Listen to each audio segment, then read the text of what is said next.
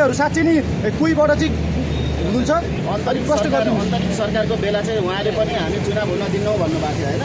त्यतिखेर उहाँ हामीहरू सबै हाम्रो एउटा समूह सँगसँगै थियौँ। तर पछि चाहिँ उहाँ निर्वाचनमा जानुभयो, हामी चाहिँ निर्वाचनमा गएनौँ। अनि त्यसपछि उहाँहरू चाहिँ अब त्यसपछि खेमा छुट्टियो होइन। त्यहाँबाट चाहिँ पछि हामीले उहाँसँग त्यस्तो कुनै मनमुटाव यताउता केही पनि भएको थिएन। तर हामीले चाहिँ यहाँ पछि यो सरकारको कार्की आएको प्रतिवेदनदेखि मानवाधिकार आएको प्रतिवेदन अनि सुकुम्बासीका समस्याहरू समाधान गर्दाखेरि एउटा न्यायपूर्ण तरिकाले होस् भनेर चाहिँ सरकारलाई एउटा फौजदारी गर्ने क्रियाकलाप गरिरहेको थियो।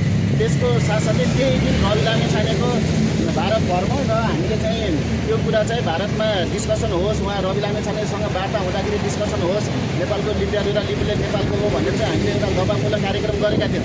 तर उहाँले चाहिँ त्यो व्यक्तिगत रूपमा लिनुभयो कि होइन, यो सरकारलाई यिनीहरूले चाहिँ एउटा गाह्रो अवस्था बनाए, सरकारलाई आलोचना मात्रै गर्न थाले भनेर चाहिँ उहाँले त्यसरी थर्काउन धम्क्याउन आउनुभयो होला। तर त्यो कुनै पनि व्यक्तिगत थिएन।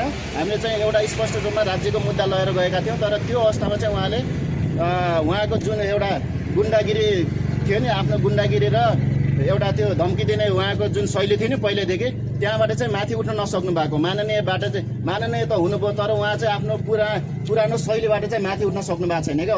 अघि तपाईँहरू चाहिँ त्यहाँ प्रहरीसँग चाहिँ अलिकति चाहिँ डिस्कस जस्तो पनि परेको जस्तो चाहिँ हामीले देख्यो होइन। त्यो के हो, किन उहाँले चाहिँ मुद्दै लिन नमान्नु? हामी प्रहरी परिषदको गेटमा पुग्यो के सम्बन्धमा बम हो, घर चाहिँ कैलाली घोडागाडी नगरपालिका 1 होइन। हामी अस्ति यो इन्डियन राजदूतावास अगाडि जब लिम्पियाधुरा कालापानी र लिपुलेक नेपालको हो भनेर जब पम्पलेट प्रदर्शन गर्न गइरहेको थियौँ, त्यो सम्बन्धमा हिरासतमा बस्यौँ। हिरासतको अवस्थामा रहँदाखेरि चाहिँ पूर्व गृहमन्त्री सुदन गुरुङ त्यहाँ आएर हामीलाई अभद्र व्यवहार गर्नुभयो होइन। त्यो अभद्र व्यवहार एकदमै असह्य थियो। हामी चुनावमा रहेको अवस्थामा उहाँबाट एउटा कुनै सान्त्वना पाउँछौँ कि भन्ने अपेक्षा गरेको थियो। तर चाहिँ त्यहाँ आएर उहाँले अन्तिम चेतावनी हो तिमीहरूलाई यो कस्तो अभद्र व्यवहार भनेको अलिकति प्रश्न पारिदिनुहोस् त। उहाँले तिमीहरू कोबाट परिचालित छौ, तिमीहरू किन यस्तो गरिरहेको छौ होइन। अनि त्यसपछि तिमीहरूले चाहिँ यो गर्न खोजेको के हो, तिमीहरूलाई यो अन्तिम मौका हो, अन्तिम चेतावनी हो। तिमीहरू अझै पनि यस्तो यो सरकारलाई गाह्रो यस्तो अवस्थाहरू सिर्जना गरेन, तिमीहरू 12 वर्ष नै तिमीलाई जागिन्छौ भन्ने किसिमले त्यस्तो धम्की दिएर जानुभएको थियो। त्यही भएर हामीले त्यो उहाँले चाहिँ गर्न खोज्नु भएको चाहिँ के हो, सत्ता र शक्तिको आडमा जे गर्दा पनि हुने भनेर आज यहाँ हामीले एउटा निर्णय गरेर यहाँ जाहेरी दिनुपर्छ भनेर आएको थियो प्रहरी परिसरमा। तर प्रहरी परिसरले यतिसम्म पनि नेपालको प्रहरी न्याय सिस्टम यस्तोसम्म पनि हुँदो रहेछ कि यहाँ जाहेरी नै लिन मानेन क्या। पहिला हामीलाई गेटबाट नै फिर्ता गर्ने वातावरण गराइयो होइन। हामीले तपाईँहरू पहिला कन्ट्याक्ट गर्नुहोस्, माथिबाट आदेश दिइआएको छ कि तपाईँहरूको जाहेरी नलिने भनेर चाहिँ आदेश आएको छ भन्नुभयो। एउटा हामी जस्तो मैले व्यक्तिगत रूपमा चाहिँ मास्टर्स इन म्याथमा मास्टर्स गरेको छु होइन, पोलिटिकल साइन्समा पनि मास्टर्स गरिरहेको छु भने चाहिँ हामी जस्तो युवाहरू यति पीडित हुँदाखेरि एउटा शक्तिको आडमा चाहिँ उहाँले त्यसरी थर्काउँदाखेरि हामी जस्तो युवाहरूको त यो सरकारले अहिले एउटा जाहेरी समेत लिन मान्दैन भनेपछि एउटा सर्वसाधारण मान्छेको साधारण कुनै पहुँच नभएको मान्छेहरूको अवस्था चाहिँ के हुन्छ होला जस्तो लाग्छ क्या। मलाई चाहिँ त्यो फिल भयो क्या अहिले। किनभने प्रहरी परिसरको गेटबाटै फिर्ता गर्नु, इन्सपेक्टर साहबले फिर्ता गर्नु भनेको चाहिँ नलिनु भनेको यो कतिसम्मको पनि फेरि यो देशमा चाहिँ नयाँ तानासाहरूको चाहिँ जन्म भइसकेको, नयाँ तानासाहरूको चाहिँ स्थापना भइसकेको जस्तो मलाई अनुभव भइरहेको छ क्या। किनभने माइतीघर मण्डलमा यत्रो धेरै पीडितहरू छ होइन, बलात्कारबाट पीडित छ।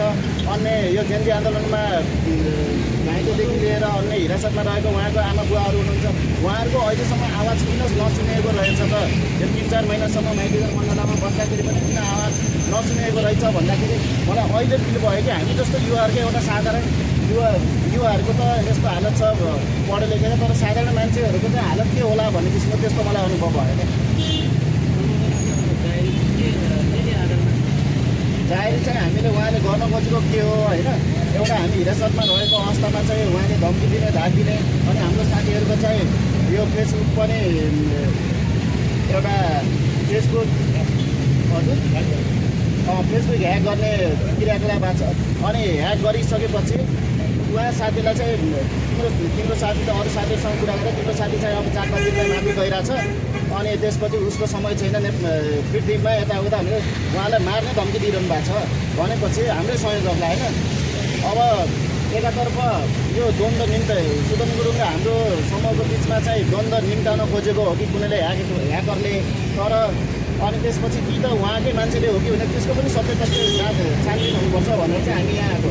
तर प्रहरीले चाहिँ एउटा नलिने अवस्थामा गरेको त्यही भएर चाहिँ हामीले फेरि एउटा अन्यायमा परेको झन् यो राज्यले पनि अन्याय गरेको जस्तो फिल भयो क्या। सर तपाईँको र जस्तै सुदन गुरुङहरू पहिला नै केही खटपटहरू थियो, किनभने सुदन गुरुङले चाहिँ तपाईँहरूलाई नै त्यसरी चाहिँ आन्दोलनमा चाहिँ बसिरहँदा फेरि किन चाहिँ त्यसरी चाहिँ धाक धम्की नै तपाईँलाई किन त्यसरी दिनुभयो के लाग्छ तपाईँलाई हो भनेर होइन। तर प्रहरी परिसरको इन्सपेक्टर साहबले आएर चाहिँ हामीलाई यो माथिबाट आदेश भएको छ, यो चाहिँ जारी लिन मिल्दैन, तपाईँहरूको यो पुष्टि भएको छैन भन्नुहुन्छ। पुष्टि हो, त्यही पुष्टि हुनको लागि त हामीले यहाँ न्याय माग्नको लागि त यहाँ आएको नि होइन। अनि त्यसरी पुष्टि हुनुभन्दा पहिला त त्यो सिसिटिभी फुटेज त्यहाँको सार्वजनिक गर्नु पर्यो। त्यहाँ उहाँ र हामीहरूको बिचमा भएको वार्तालाप के हो त त्यो पनि सार्वजनिक गर्नु पर्ला, रेकर्ड भएको होला नि। त्यहाँ चाहिँ सोह्रखुट्टेको वरिपरि चारैतर्फ जति पनि सिसिटिभीहरू चाहिँ त्यहाँभित्र प्रहरीको भित्र थियो। अनि त्यसपछि हाम्रो थुनुवा कक्ष पनि सिसिटिभी फुटेज छ, त्यो सार्वजनिक गरिसकेपछि उहाँले कुन शैली देखाउनु भएको थियो त्यो त मलाई थाहा छ नि त। उहाँको र मेरो डिस्कसन भयो हो, त्यो सुदन गुरुङ र मेरो भयो, किनभने अझ सोडारी सर सुतिरहनु भएको थियो, पछि मैले उठाएको उहाँसँग एउटा दुईवटा भन्नुभयो। तर उहाँले त वास्तविक रूपमा मलाई थर्काउनु भयो हो नि त। उहाँले त्यो दादागिरी शैलीमा थर्काउँदाखेरि मलाई के भन्छ, हामीलाई चाहिँ जब प्रहरीले तपाईँलाई 7 बजीसम्म हामीले छोडिदिनु भन्नुभएको थियो भने चाहिँ उहाँले चाहिँ दबाब दिएर जानुभएको रहेछ, यिनीहरूलाई मुद्दा चलाऊ, अरू के छ यिनीहरूको पुरानो हिस्ट्री चाहिँ पत्ता लगाऊ भने चाहिँ उहाँले हिस्ट्री खोज्न खोज्नु भयो। हाम्रो मोबाइलदेखि लिएर सबै चेक जाँच भयो, तर केही पनि भेटाउनु भयो। किनभने चाहिँ हामी त स्वस्फूर्त रूपमा जेनजी आन्दोलनमा सहभागी भएको थियौँ, जेनजी आन्दोलनमा सहभागी भयौँ। तर हामीले कतै ठाउँमा कसैलाई मार्ने पिट्नेदेखि कतै आगजनी गरेको र कुनै प्रमाण छ भनेपछि निकालोस् न। हामी त आन्दोलनमा सहभागी भयो, तर उहाँको जस्तो शैलीले त पछि त उहाँले आन्दोलन हाइजेक गरेर जानुभयो हो नि त होइन। हाम्रो समूहलाई सबै ठाउँमा उहाँले प्रतिबन्ध गर्नुभयो। हिजो त्यो हेडक्वार्टरमा पनि म थिएँ, उहाँ यो साथीहरू त त्यतिखेर जोडिनु भएको थिएन।